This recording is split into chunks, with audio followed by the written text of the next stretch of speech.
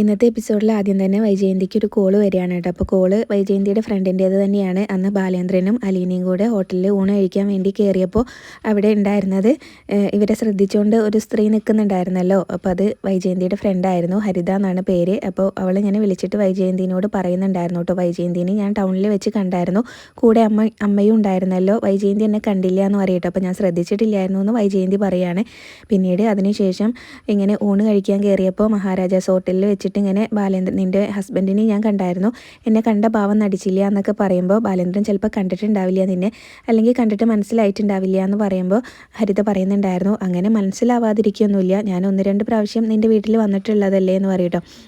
അപ്പോൾ ഹരിത അങ്ങനെ പറയുമ്പോൾ വൈജയന്തി പറയുന്നുണ്ടായിരുന്നു, ചിലപ്പോൾ ബാലേന്ദ്രൻ ശ്രദ്ധിച്ച് കാണില്ല, അബ്സെൻറ്റ് മൈൻഡഡ് ആയിട്ടായിരിക്കും ഇരിക്കുന്നുണ്ടാവുക എന്ന് പറയട്ടോ. അങ്ങനെയുള്ളൊരു അവസ്ഥയിൽ ഞാൻ മുന്നിൽ കൂടെ പോയാലും ബാലേന്ദ്രൻ എന്നെ ശ്രദ്ധിക്കാറില്ല എന്ന് പറയുന്നുണ്ട്.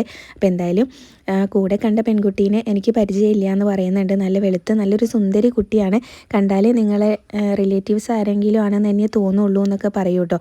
അപ്പോൾ ബബിതയോ കൃഷ്ണമോളോ വല്ലതും ആണോ എന്നിങ്ങനെ വൈജയന്തി ചോദിക്കുമ്പോൾ, എന്താ വൈജി അങ്ങനെ പറയുന്നത്, അവരെയൊക്കെ കണ്ടാലും എനിക്കറിയില്ലേ, ഇതങ്ങനെയൊന്നല്ല, നല്ല സുന്ദരി കുട്ടിയാണ്, നല്ല വെളുത്തിട്ട് എന്ന് പറയൂ കേട്ടോ. അപ്പോൾ എന്തായാലും ഞാൻ അറിഞ്ഞിട്ടില്ല, ഇന്ന് പുറത്തുനിന്നാണ് അവർ ഫുഡ് കഴിച്ചത്, ഇവിടുത്തെ സെർവൻറ്റ് ലീവ് ആയതുകൊണ്ട് ഭക്ഷണമൊന്നും ഉണ്ടാക്കിയിട്ടുണ്ടായിരുന്നില്ല, അതുകൊണ്ട് ഹോട്ടലിൽ ഊണ് കഴിക്കാൻ പോയതായിരിക്കും എന്നൊക്കെ പറയുന്നുണ്ട്. അപ്പോൾ അവരടുത്തിരുന്നാണോ ഫുഡ് കഴിച്ചതെന്നൊക്കെ വൈജയന്തി ചോദിക്കുമ്പോൾ, അതെ, ഒരു ടേബിളിൻ്റെ അപ്പുറവും ഇപ്പുറവും ഇരുന്നാണ് കഴിച്ചത് എന്നൊക്കെ ഇങ്ങനെ ഹരിത പറയുന്നുണ്ട് കേട്ടോ. പിന്നീട് കുറേ വിശേഷങ്ങളൊക്കെ അങ്ങോട്ടും ഇങ്ങോട്ടും ചോദിച്ചിട്ട് പിന്നെ കോള് കട്ട് ചെയ്യുകയാണ്. അപ്പോൾ വൈജയന്തിക്ക് പിന്നെ ആകെ ടെൻഷനായിട്ടോ, ഇത് ആരാന്നറിയണമല്ലോ ബാലേന്ദ്രൻ്റെ കൂടെ ഉണ്ടായിരുന്നത്. അപ്പോൾ അതുകൊണ്ട് തന്നെ പിന്നീട് കോള് കട്ട് ചെയ്ത ശേഷം ബാലേന്ദ്രനെയാണ് വിളിക്കുന്നത്. എന്നിട്ട് ബാലേന്ദ്രനോട് ചോദിക്കുന്നുണ്ട്, ആദ്യം ബാലേന്ദ്രൻ ഇപ്പോൾ എവിടെയാണെന്നാട്ടോ ചോദിക്കുന്നത്, ഞാനിവിടെ ഷോപ്പിലുണ്ടെന്ന് പറയുകയും ചെയ്യും. അപ്പോൾ ഇന്ന് പുറത്ത് പോയായിരുന്നോ എന്ന് ചോദിക്കുമ്പോൾ ബാലേന്ദ്രൻ ഞാൻ എവിടെയും പോയില്ല എന്ന് പറയും കേട്ടോ.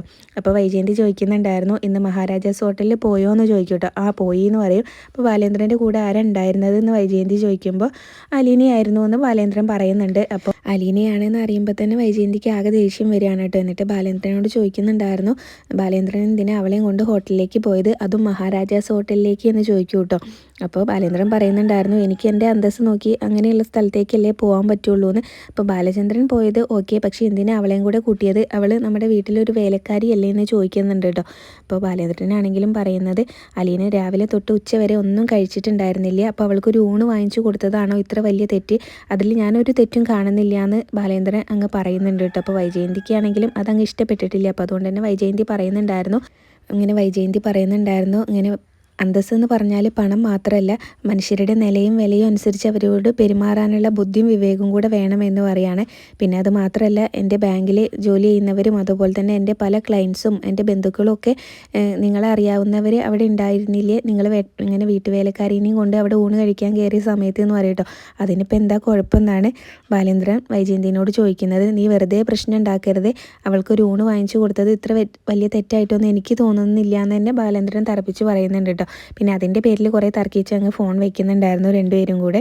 വൈജയന്തിക്കാണെങ്കിലും സംശയത്തോട് സംശയമാണല്ലോ. അപ്പോൾ അതുകൊണ്ട് തന്നെ വൈജയന്തി ആദ്യമേ ബാലചന്ദ്രനെ വിളിക്കുമ്പോൾ തന്നെ ബാലേന്ദ്രൻ ചോദിക്കുന്നുണ്ടായിരുന്നു, നീ എവിടെ പോയി കിടക്കുകയായിരുന്നു വൈജയന്തി, നിന്നെ ഞാൻ ഫോണിൽ എത്ര ട്രൈ ചെയ്തു, കിട്ടിയില്ല എന്ന് പറയൂ കേട്ടോ. അപ്പോഴും വൈജയന്തി ദേഷ്യത്തോടെ പറയുന്നുണ്ടായിരുന്നു, ഇപ്പോൾ കിട്ടിയില്ലേ, ഞാൻ അമ്മേനെയും കൊണ്ട് ഹോസ്പിറ്റലിൽ നിന്ന് നേരെ കൊല്ലപ്പള്ളിയിലേക്ക് പോയി എന്നൊക്കെ പറയുമ്പോൾ നിനക്ക് എന്താ ഒന്ന് വിളിച്ച് പറഞ്ഞിട്ട് പോയിക്കൂടെ എന്നൊക്കെ ബാലേന്ദ്രൻ ചോദിക്കുന്നുണ്ടായിരുന്നേ. പിന്നീട് അലീനയാണെങ്കിലും മുത്തശ്ശിയുടെ കാല് ഇങ്ങനെ തടവി കൊടുത്തുകൊണ്ടിരിക്കുകയാണ്, വേദന കുറവുണ്ടോ എന്നൊക്കെ ചോദിക്കുന്നുണ്ട് കേട്ടോ. അപ്പോൾ ഇപ്പോൾ കുറവുണ്ട് എന്ന് പറയുമ്പോൾ, വേദന കുറവുണ്ടെങ്കിലേ പറയാവൂ കേട്ടോ, അല്ലെങ്കിൽ ഹോസ്പിറ്റലിലേക്ക് പോകണം എന്ന് പറയുന്നുണ്ട്. അപ്പോൾ എന്തായാലും കുറവുണ്ടെന്നാണ് മുത്തശ്ശി പറയുന്നത്. അപ്പോഴാണ് കേട്ടോ വൈജയന്തി അവിടേക്ക് വന്നിട്ട് അലീനേനെ ഇങ്ങനെ നോക്കി നിൽക്കുന്നത് കാണുന്നത്. അപ്പോൾ അലീനയും തിരിച്ച് നോക്കുന്നുണ്ട്. അപ്പോൾ വൈജയന്തി അലീനയോട് ചോദിക്കുകയാണ്, നീ ഇന്ന് ബാലചന്ദ്രനെയും കൂട്ടി ഹോട്ടലിലേക്ക് പോയോ എന്ന് ചോദിക്കും കേട്ടോ. അപ്പോൾ അലീന തിരിച്ച് വൈജയന്തിനോട് ചോദിക്കുന്നുണ്ടായിരുന്നു, ഞാൻ ബാലചന്ദ്രൻ സാറിനെയും കൂട്ടി ഹോട്ടലിലേക്ക് പോയിന്നോ, ഞാൻ അങ്ങനെ പോയിട്ടില്ല എന്ന് പറയുമ്പോൾ വൈജയന്തിക്ക് അങ്ങ് ദേഷ്യം വരുന്നുണ്ടായിരുന്നു കേട്ടോ. നീ വെറുതെ പച്ചക്കള്ളം പറയരുത്, ഞാനെല്ലാം അറിഞ്ഞിട്ട് വന്നിട്ടാണ് ഇവിടെ സംസാരിക്കുന്നതെന്ന് പറയൂ കേട്ടോ. അപ്പോൾ അലീന പറയുന്നുണ്ടായിരുന്നു, ചോദിക്കേണ്ട പോലെ ചോദിച്ചാൽ പറയേണ്ട പോലെ പറയും എന്ന് പറയൂ കേട്ടോ. അപ്പോൾ മുത്തശ്ശിയാണെങ്കിലും പിന്നീട് വൈജയന്തിനോട് പറയുന്നുണ്ടായിരുന്നു, നീ ചോദിക്കേണ്ട, ഞാൻ ചോദിച്ചോളാം എന്ന് പറയൂ കേട്ടോ. എന്നിട്ട് മുത്തശ്ശി ചോദിക്കുകയാണ്, എന്താ കുഞ്ഞ് നടന്നതെന്ന് ചോദിക്കട്ടോ. അപ്പോൾ അലീന പറയുന്നുണ്ടായിരുന്നു, ഞാൻ രാവിലെ 9:30 വന്നതാണ് ഇവിടെ, അപ്പോൾ ഉച്ചവരെ ഞാനിവിടെ ഗേറ്റിൻ്റെയും സിറ്റ് ഔട്ടിൻ്റെയും അവിടെയൊക്കെ ആയിട്ട് ഇങ്ങനെ കാത്തു നിന്നു, ആരെയും കാണാത്തതുകൊണ്ട് ഞാൻ നേരെ നേരെ ബാലേന്ദ്രൻ സാറിൻ്റെ ഷോപ്പിലേക്ക് ചെന്നു. അപ്പോൾ അവിടെ ചെന്നപ്പോൾ ഇങ്ങനെ കാര്യങ്ങളൊക്കെ പറഞ്ഞപ്പോൾ സാർ എനിക്ക് വീടിൻ്റെ കീ തന്നു.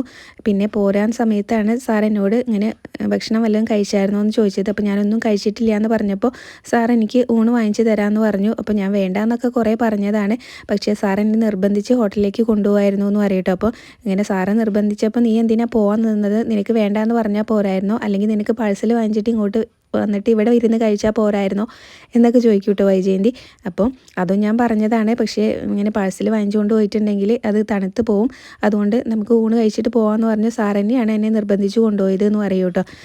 ആ സമയത്ത് വൈജയന്തി പറയാണ്, ഓ ഇപ്പോൾ ബാലചന്ദ്ര സാറിനായി എല്ലാ കുറ്റും, നീ വെറും ഒരു നിഷ്കളങ്ക എന്നിങ്ങനെ പറഞ്ഞിട്ട് അവിടുന്ന് ദേഷ്യപ്പെട്ട് പോകുന്നുണ്ട്. മുത്തശ്ശി അതിൻ്റെ ഇടയിൽ കുറേ വഴക്ക് പറയുന്നുണ്ട് കേട്ടോ.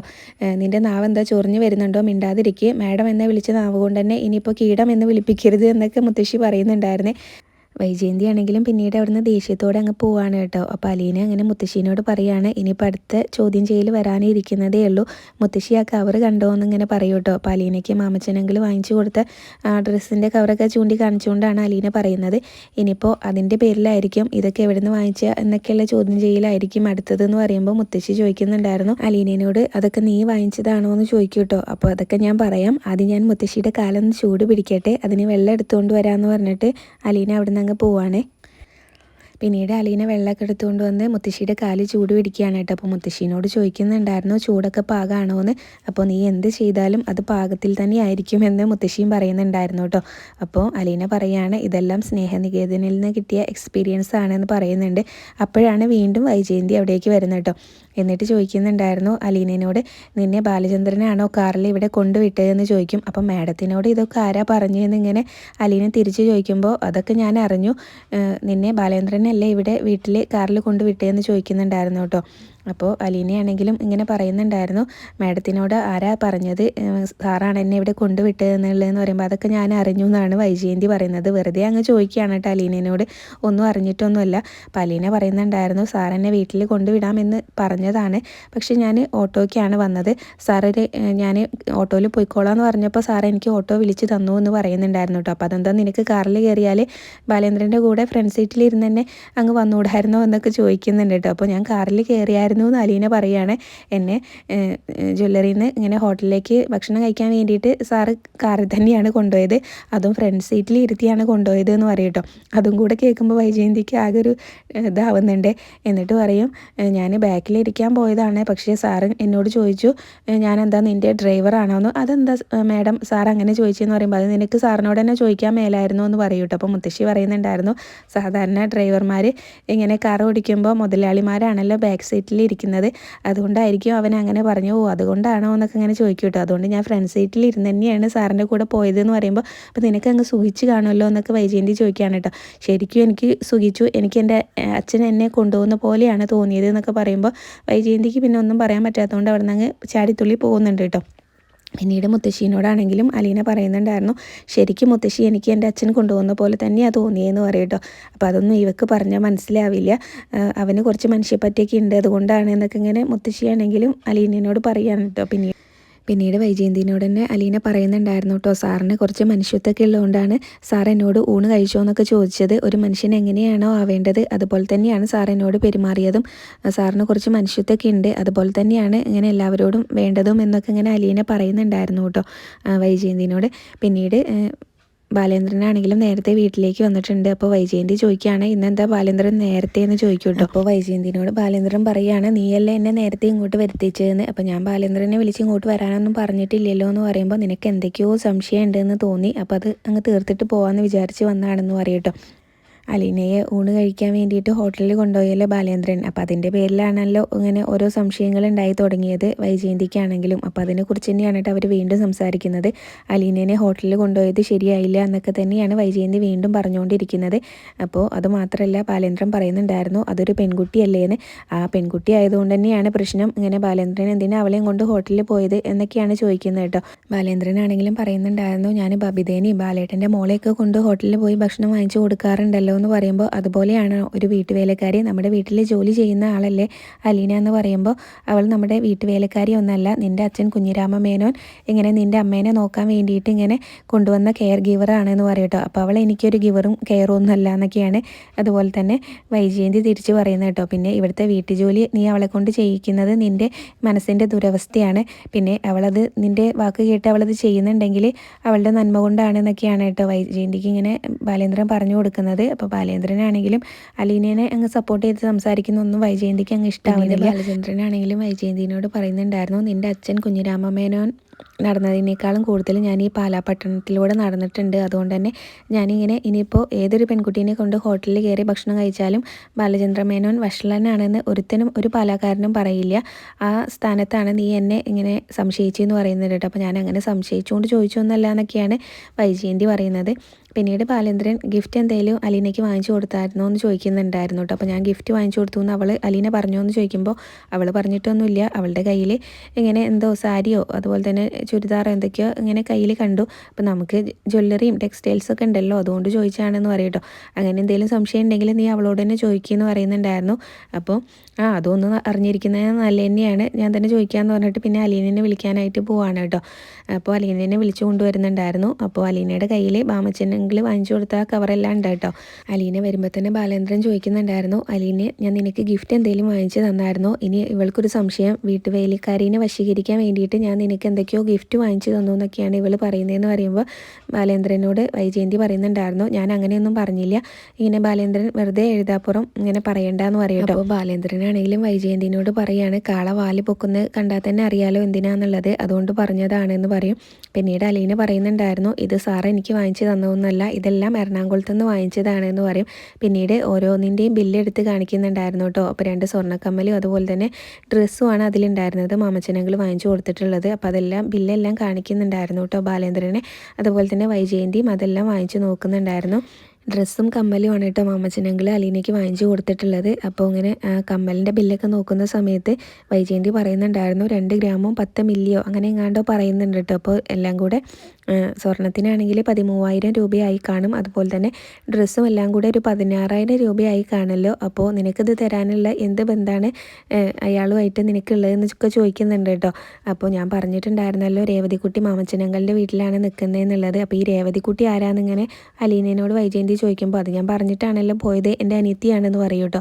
അപ്പോൾ ഓർഫനേജിൽ വളർന്ന നിനക്ക് എവിടുന്ന അനിയത്തി എന്നൊക്കെയാണ് കേട്ടോ അലീനയോട് ഇങ്ങനെ ചോദിക്കുന്നത് വൈജയന്തി. അപ്പോൾ വൈജയന്തിനോട് അലീന പറയുന്നുണ്ടായിരുന്നു, രക്തബന്ധങ്ങളുടെ വില മനസ്സിലാവാത്തവർ ഇങ്ങനെ കുഞ്ഞുങ്ങളെ ഇങ്ങനെ ഓർഫനേജിൽ കൊണ്ടാക്കും, ഇനിയിപ്പോൾ സ്നേഹബന്ധങ്ങളുടെ വില അറിയുന്നവർ അവരെ എടുത്ത് വളർത്തുകയൊക്കെ ചെയ്യും എന്നിങ്ങനെ അലീന പറയൂ കേട്ടോ. അപ്പോൾ വൈജയന്തി ചോദിക്കുന്നുണ്ടായിരുന്നു, നിനക്ക് ഇത്രയും ഗിഫ്റ്റ് അയാൾ തന്നെങ്കിൽ നിൻ്റെ അനിയത്തിക്ക് അയാൾ ഇതിനേക്കാളും ഗിഫ്റ്റ് കൊടുത്തു കാണുമല്ലോ എന്ന്. അപ്പോൾ അലീന പറയുന്നുണ്ടായിരുന്നു, അവൾക്കും കൊടുത്തു, അവൾക്ക് ഇങ്ങനെ സ്വർണ്ണ ചെയിനും അതുപോലെ തന്നെ വാച്ചും ഒരുപാട് ഡ്രസ്സൊക്കെ വാങ്ങിച്ചു കൊടുത്തിട്ടുണ്ട് എന്ന് പറയൂ കേട്ടോ.